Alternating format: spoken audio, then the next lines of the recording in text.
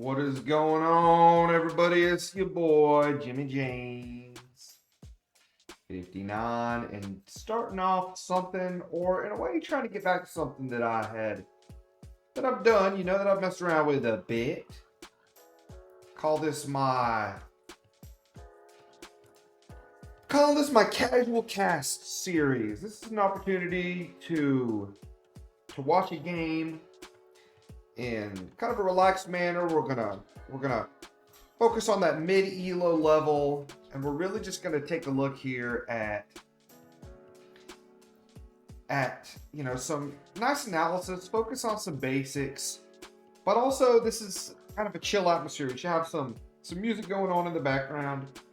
But it's just a game I found on the ladder and I thought I'd put out there. And this matchup is just so interesting to me. This is a game between two fairly good players here, kind of in that higher elo mode, if you will. And I think they're 1900 level players. I just look on the spectate ladder and kind of just see the little icons. And if it's gold or silver, and I try to select gold or silver, just so that way we know we get some more consistent games. Not necessarily better games, but just some more consistent games. Because what I want to do is I want to use this series as a way to learn about the game, but in a pretty casual manner. And yeah, so I'm really excited about it. I love spectating games in the ladder. I learned so much from them, and Age of Empires 2, honestly, just such entertaining content that I don't gotta rent Netflix videos. I don't need a subscription. I bought the game. I can watch content all day, baby. Who needs Netflix when you got Jimmy's Casual Cast, right? That's the real story. Let me know if you dig this sort of thing. And we have Huns and Mongols, right? So let's talk about it, man.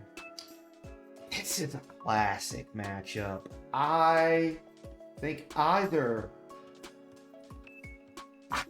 Huns or Mongols could win this. What do you think out there? The way I always viewed this matchup is that Mongols are the more versatile, yet I would think, let me say it a different way, are the more versatile, yet also more population efficient civ when it comes to range units. And Huns are the more cost efficient range unit civ, but they have more power in melee units with the Nightline, at least in terms of cavalry. I mean, if you're Mongols or Huns, you generally don't want to be making units that are not mounted. With the one exception, let me say this, of Mongol Arbalest. People forget that Mongols have Arbalest, but it's not a unit that I think you want to go for always. That's not what I'm saying. But when you're up against some difficult civ matchups, for instance, camel civs, I think, right? Don't have to worry about that in this game with the Huns on the other side. But Mongols can be really useful in those camel matchups. Civs like Berbers, for instance, that I think tend to give Huns a lot of trouble. Arbalists can be pretty darn good. Now, thinking about this matchup, though, I mean, boy, there's so many different ways you can go with this. Huns are extremely versatile, too. I don't mean to downplay them. Huns probably have the more enduring economy, but Mongols can get out to that fast start, as we can see. Our Mongol player, 16 pop up. Loom. He's got Loom, and he's going for a 16. Okay, our Hunt player. Our Hunt player is coming in with the two militia drush, right? The Frush, aka the French drush. Our Hunt player is coming in. The Mongol player is already up. And the Mongol player doesn't have a barracks yet. All right, remember now, this is high elo gameplay, right? So this is not, oh no, I just forgot to make my barracks. No, this is by design, folks. Both these players have, a lot of experience in the game, and you're seeing it, right? And our Hun player going for the drush. In fact, is this going to be a Drushfest castle? I think it is. Wow, French drush into what I think is going to be a fast castle. I mean, let's be real. I didn't talk about the maps much in the beginning. This this is a beautiful map. I mean, you have the woodlines to be able to protect this as long as you're able to wall out. And that's what the 2 militia drush here is accomplishing, folks. It's creating that pressure. Meanwhile, Mongol player. I mean, I don't know, these guys might have got the memo about casual cast and said, hey, we're gonna play it cool. Our Mongol player is like, no arming, no need to arm up here. Right? We'll take it chill. And I will say, you know, you might think, well, why go up that fast with the Mongols if you're not going to make army until now? Well, take a look. He's had double Vidax for a long time. Take a look at those resources collected. Maybe. Now, we're going to see here if this is a fast castle approach, because I'm looking at our red player. I'm not seeing farms. I'm not seeing a lot of food. I mean, this is just a very slow, very deliberate archer rush, perhaps. That's what I'm seeing here. And he's walled up. I mean, red's base is very cozy. Now our blue player, ooh, a little bit more. He's a little bit more under siege, I think. But we're going to have to see what our red player does here. And he is not really making any military. And you know what? Can you really blame him? I mean, he doesn't see any military buildings from his opponent. So he knows he's not going to be under pressure. Right? Take a chill. Now we see the archery range come up. So, looks like he's going to want to go for archer play. Again, not a bad decision here. Not a bad decision, as you know, we got a little bit of action on the front. Again, trying to annoy your opponent. Can't blame him for that. And the red player has horse collars, so keep that in mind. That's, you know, our blue player does not. I mean, our blue player doesn't even have a archery range up. He's got 4 on gold. He's just now going for that range. Wow, what an odd build. What an odd build. I mean, from both players. Again, this is the thing, you know. One of the beautiful things about Age of Empires 2, and I would say especially Arabia, is that there are so many kind of builds possible. This is high elo gameplay. I don't think I've ever quite seen an opponent go French drush into feudal archers, or our blue player go 16 pop uptime to get double bid axe so you can put an archery range up at the 12.5 minute mark. And yet here we are. Both players haven't really taken damage. Very little out of TC time, collecting resources. Works. And I think what we're going to see from our blue player here, I think we're going to see them try to get up to castle age here pretty quickly. That to me is quite interesting. I mean, take a look at the resources from blue. He's going to click up. Show me something. He doesn't have the blacksmith, and he needs it.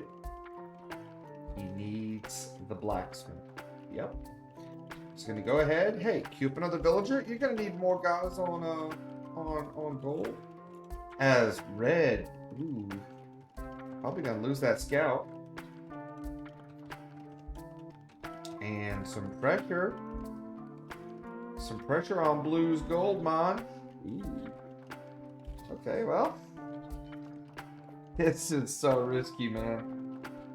And it looks like blue's going to be up and going to make some skirmishers. And he's going to go ahead and take this back gold. This area now, keep in mind, this area is not secure. And this wasn't a bad base in principle. Though this berry, well, I will say this. I think I would have if I were the Mongol player here. Because I have these berries at the bottom of a hill, because I have a forward main gold like this, I think walling up here would have been good. But I would have played this, I think, much more aggressively. I really think I would have. And I'm not saying that's the right thing to do. Because, hey, look, our blue player, He's got those skirmishers. Kind of taking the slow approach. I mean, you look at the map and you say, oh my gosh, he's surrounded. But he's got the skirmishers to defend. He's got fletching. Right? So they both have the same upgrades. And he's just going to defend with skirmishers. Bank up some resources. Maybe try to get crossbow. Not seeing any other buildings. I mean, or maybe he just puts down 2 town centers and tries to go for main dive. I mean, this is a really, really interesting approach. As our player in the red, our Hun player, is also going to be working up the castle age. It's just such a unique approach. I don't think I've ever seen a build quite like this. Wow. See more archers, more scarabs. Okay, and he's gonna have the resources. So what's he gonna go for? Cavalry archers. Okay. Makes a lot of sense. Makes a lot of sense. He's putting up another range. So, okay, we're not gonna see crossbow. We're gonna see Mongol cavalry archers. And if you recall, Mongol cavalry archers fire faster, right? Huns are cheaper. Mongols fire faster. So again, cost efficiency versus population efficiency. This TC is unfortunate. You probably can't. Man, I just see farms that are never going to be created here. I just see farms that never were. Meanwhile, though, we're seeing bloodlines come in. We're seeing 3 archery ranges, folks. I mean, this is really what it's all about. This is the battle of the cav archer here, folks. Battle of the cav archer. Wow. Wow. Who's got the better cav archers? Well, we're going to see. Now, our Mongol player is only on 2 ranges, so bit head start in production. And we're going to see crossbowman upgrade come in for 6 archers. Not sure I like that decision, if I'm being honest. I would rather just get Bodkin. He's probably thinking he's going to try and find some damage. I understand. And he's not going to find that much here. Not going to... Though, let me say this, though. If he had more crossbows, I actually like Huns maybe going crossbow in this matchup for a spell.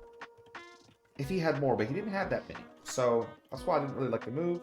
As we see Bodkin come in, and these cheap Hun cav archers gonna be getting Bodkin, and so wow, this is just gonna be a cav archer war here, and we have ballistics coming in.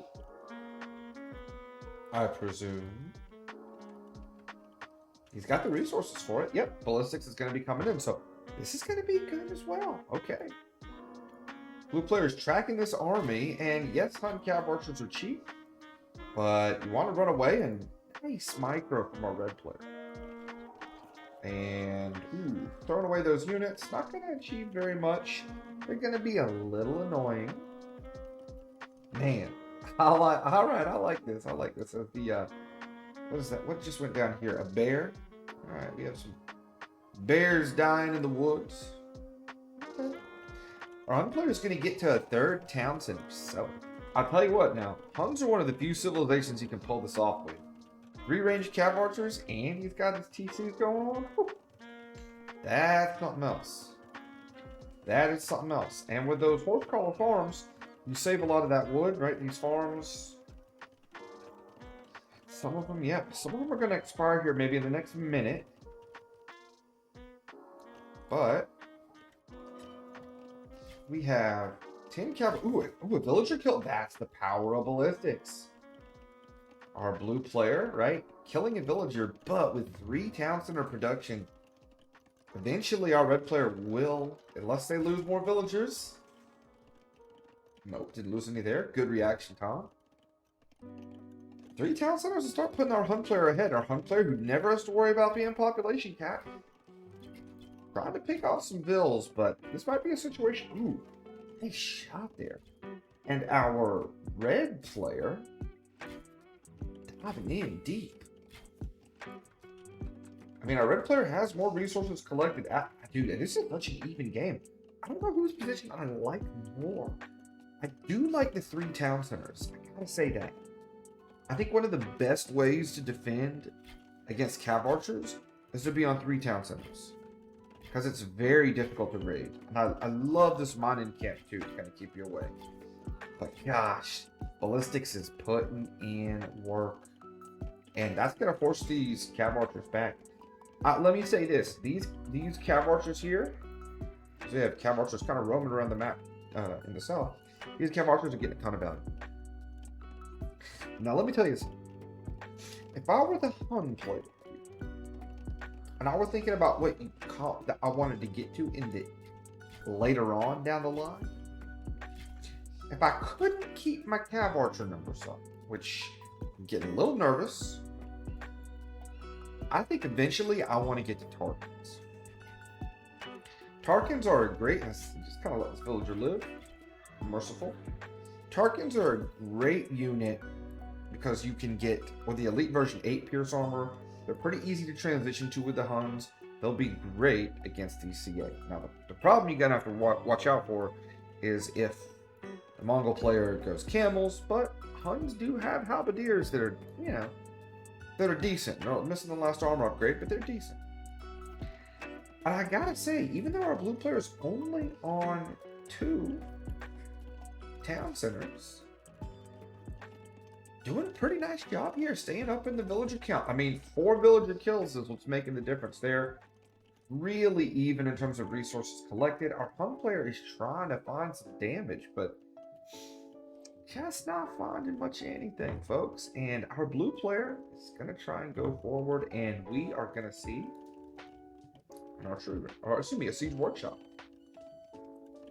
Going to see a siege workshop try to apply some pressure. I like it. I like it. Let's see what our red player knows. Oh, yeah, scouting it out. Oh, you're going to kill this Vil. You got to go, son. Oh my goodness. Hold up. Let's go back. The bear. Oh man, the bear with the save. And you know Red has no idea. And Red has this defensive siege workshop. Meanwhile, there is no siege workshop. Wow. Okay. This game is... I'm glad that I picked this game to watch. I'm glad I picked this game. This is pretty cool. We're seeing a stable come up, probably because, one thing to keep in mind, bloodlines for our Hun player, no bloodlines for our Mongol player yet. So he's going to want to get bloodlines on these units so they can fight. He does have a number advantage. So even without bloodlines, I like the position. I like that position here with the faster firing rate. I still don't want to take that fight. That's the Huns. There's just too much army, and you got to be careful here now. Let's see. Where's the stone pile? Okay, stone in the back. So, and we're seeing town center up. Wow. I like this town center play against cav archers. So the one thing our Mongol player, who's a little bit ahead in resources, could maybe try just to get to the Imperial Age a little bit faster. And our Hun player could stay in a bit longer, could go for something timing related, but I don't know. I mean, the crazy thing here is that our player in the blue has more villagers, and he is, and we do have the 3 TCs here now. Right, so we got 3 TCs going on here, pretty good. Okay. Wow. And we have a mangonel. 2 mangonels coming. I'd honestly prefer scorpions in this position if I'm the Hun player to deal with these. I just think they're a little bit cheaper. And I like to save some of those resources up, but ain't nothing wrong with mangonels here. Ooh, he's got the hill. Got the hill. Gonna run. Well, you couldn't ask for a more even game here. Nobody's collected any relics yet. That's not like why not making a difference. Meanwhile, our Mongol player is thinking about what the next age is going to look like, and our Hun player, you want it. Our Hun player wants a castle on this hill. Ain't no doubt in the game. Oh, wait a minute. Oh, no. He wants to go even deeper. Daring. I don't know about this. I think the mangonels there are going to be good. He wants to force the issue. Force the issue. And he's going to have to back up. This castle's going to go up. This could be the Tarkin play that I thought might be on the way. As the mangonels go down. But this is going to be enough. This will be enough. Now, our Mongol player is on the way up to the Imperial Age. However, our Hun player is going to get there soon as well. Couldn't ask for a more even game at this point. Gosh, this is a risky castle. Because I think one of these hills is going to get castled by the Mongol player. Yep. Okay. Choosing this one. Ah, man. And that's a good hill. That's a really good hill. I don't think this mangonel is going to be the answer here to stop this. In fact, if anything, I worry more about this mangonel getting destroyed. Ooh, these villages are going down. So that mangonel's putting in that work, though. It's not going to stop it, and then it's going to go down. Yep, okay. Man, but now, the Hun player, though, has gotten out to a bit of a resource lead. I mean, that's where, again, both players are on 4 town centers, it looks like, so. Boy, whose position do you like better out there? I mean, our red player has more cav archers. Does not appear to be thinking at all about targets at this point. Focusing on it. And you know what, honestly, from this position, that makes a lot of sense. You have a lot of cav archers. Although, spend some of this wood, put some farms down. If you have cav archers that can protect your Tarkins from camels, that's a pretty good combination if you can make it work. One of the things that I've learned playing this game kind of at intermediate level is that you can make double gold compositions work if you keep these units alive for a spell, right? If you're careful with your units, and if you can, it's very powerful. It's like a thumb ring coming in for our player in the red, so really investing here. Can't blame him. Thumb ring. Now our red player's going to be able to imp a little bit later, and we have a treb. That's where the second castle is really going to help take this castle down. This is why I thought this castle was going to go here. Already 2 trebuchets on the way. Oh boy. Got the treb here. Now, 50 cav archers. These Mongol cav archers just got cheaper, by the way. Keep that in mind. I think they're 32 wood, 48 gold. So basically, Mongol cav archers in Imperial Age, about the cost of an arbalist in this castle. Yup. Now, I do think Red's castle here wasn't bad. He actually was able to use that to get kind of a resource lead. So I think it was actually a good castle. I'm not knocking it. Now, one thing I don't understand is why our player in the blue is not making more military. As this castle goes down. He might be thinking he wants to set up some kind of Mangudai switch, but I think you have to, it's always hard to switch to unique units, and we see the Mangudai coming in as these cav archers are going to go down. This is a very vulnerable position in the game for our player in the blue, who does have, some good upgrades, right? I mean, these cav archers here, click on, stop moving around, buddy. Right? He's missing Parthian tactics. Parthian tactics is about to come in for our red player. See, so the Hun cav archers are much easier to mass into, but the Mangudai is going to be stronger population-wise, and there's just so much army here for our red player that he's going to get some kills. The game is going to see some action. These guys are just going to run through. You know, you have that 4 pierce armor. Chemistry's going to come in here in a moment. I just feel like our Mongol player has maybe gotten caught trying to transition to Mangudai and just not being able to get there. Maybe trying to save the resources up for elite Mangudai. Nope, queuing up more cav archers. Okay. It's okay, I guess. Now, something to remember about Hun trebuchets is that they're more accurate. So, keep that in mind. No siege engineers and another castle. So this is that third castle to try to get to the Mangudai, get that production up, but you don't have map control here, my friend. That's what's gonna make this really difficult. While these cav archers, ooh, we've got a raid in the base. A number of villagers going down.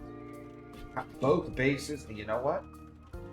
I think this castle on the hill, it looks like it's gonna stay up. He's trying to.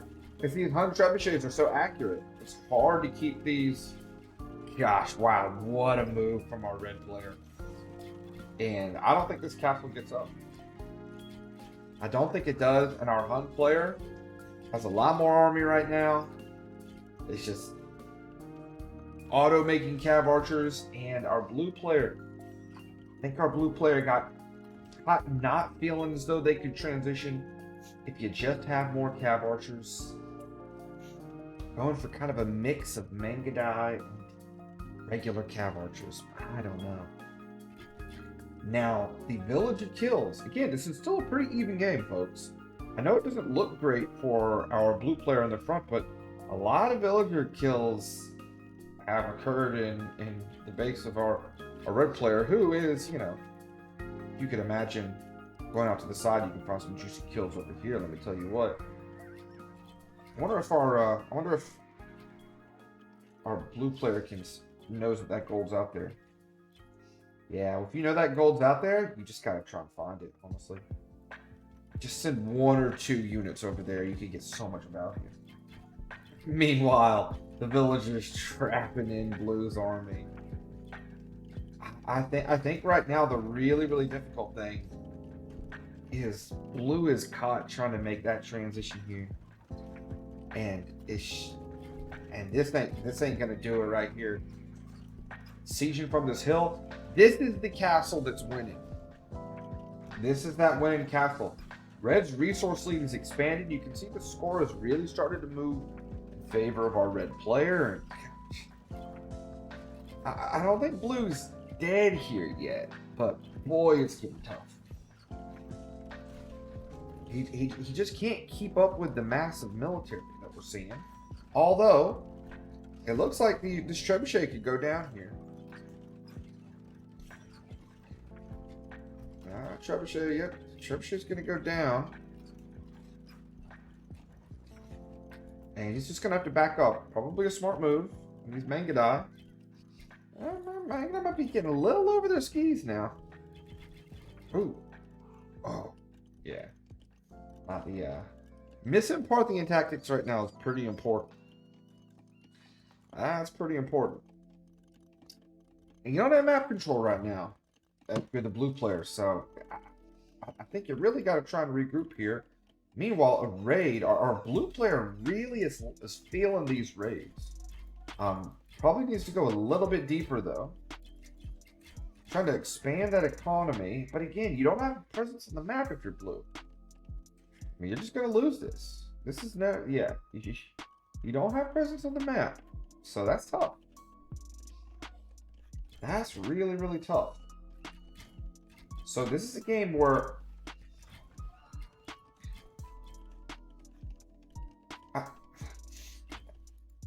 I like Red's position a lot more here. Though, oh my goodness. This could work though for our player. And this castle's undefended. This castle, ooh, and look at these. This is such a good play. These trebs are going to go down without a sound. Oh my gosh, that's beautiful. Got ram for them. Oh my goodness. Meanwhile, this is why having PCs is such a good defense against cav archers.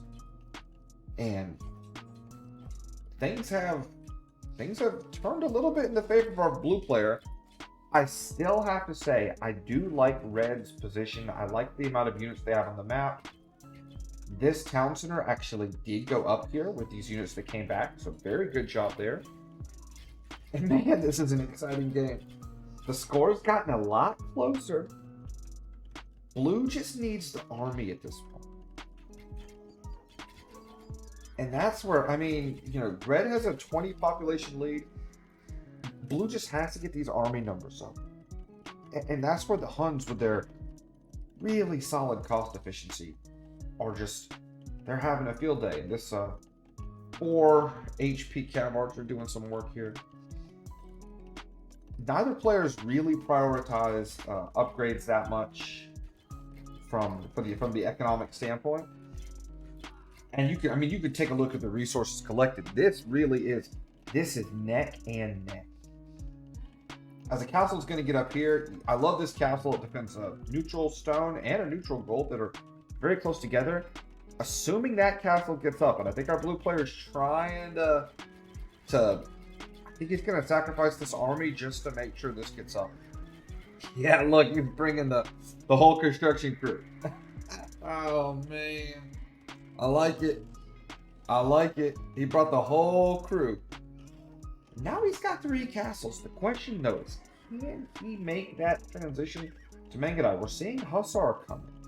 You can tell that our blue player, with these stables on the map now, our blue player really wants to raid. Gosh, this was supposed to be a casual cast, and yet here we are. Right? You know, this game has way too much hype. I love it. So we do have these Mongol light cavalry. Let's go ahead, click on one of these bad boys. 98 HP. They don't get the last armor upgrade, but they do get the second one. We haven't seen it come in yet from our blue player. And I think as the raids are going to come in from red. So now Mongol light cav and hussars are generic. So basically they'll be better against the range units than the Mongols ones are. But they'll lose in melee competition as +2 armor comes in. And even Mongol Hussars aren't the worst against ranged units. They're not great. It's not as good as fully upgraded Hussars. But the extra HP does help out a bit. And now we see the raids come in. Remember, still 53 cav archers on the field. And they are going to see if they can take this position here in the east. And this is going to be tough to stop. I mean, honestly, I don't think that our player in the blue really has the resources here to stop it. If we could find these trebs, trying to bring the trebuchets over. But I think the cav archers, there's so many, probably just wind up sitting underneath that castle. Meanwhile, back at Red's base, the raids are coming in. Red hoping to get a TC up to protect. Wow, what a game.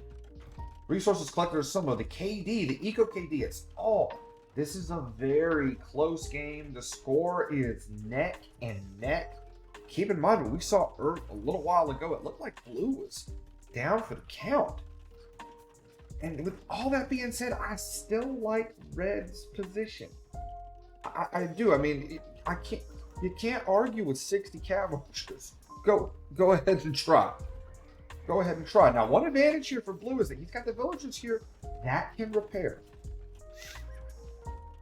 Right? These cav archers sitting here on this hill don't have villagers that can repair them.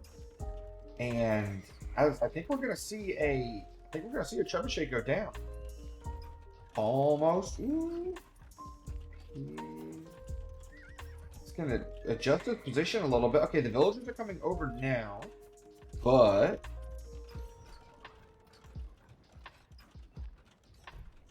ooh, gosh, this is so. I know there's action going on elsewhere, but this, folks, I think is really where the action is at. As all 3 shots missed. Wow, that's so. One's got to hit. These are some of the unluckiest trebuchet shots I think I've seen in my whole life.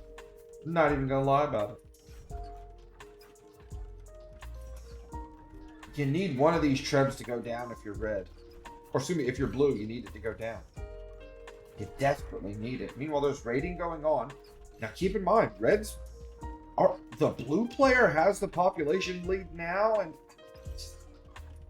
oh, this castle's hanging on by a thread. Interesting that blue never had thumb ring, but does have a lot of light cavalry. Oh my gosh. Is that gonna hit? Oh, wow. We just can't take it out. Using that stone though. Look at the army count for blue. I mean, blue is raiding like nobody's business. Blue has the army lead now. Are you serious? I mean, these cav archers are... They ain't... How long ago was it that the red had 60 cav archers? It wasn't that long ago. And all of a sudden, blue appears to be in the driver's seat. There are raids going on. Villagers are not being created. Blue is at 130 paw. Are you serious? If this trebuchet goes, if blue holds this position, I might just lose my mind as this trebuchet goes down here. Just keep going. The gold is out of the map. I think, folks, I think we are in a trash war. And the question is, that trebuchet goes down. The treb goes down. I don't think red can. I don't think they're going to be able to siege this. Hussar is in 118. The Mongol Hussars. And red calls the GG. Are you serious?